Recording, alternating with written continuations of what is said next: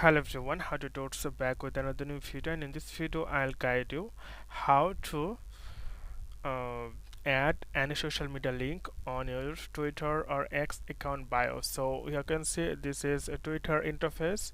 So what you need to do, you need to go any browser you want, then type twitter.com, then you'll get the interface like this. Then click here the profile. Once you click the profile, then you can see the edit profile. Simply click on that, and then you can see the bio. So you have to give your social link here.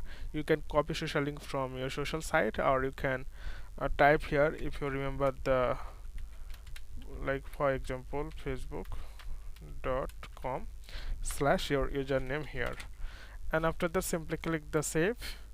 And here you can see it's the hyperlink, it's a visible clickable. Once you click here, then you will redirect on your social media page. So okay friend, today's no more, and see you in the next video.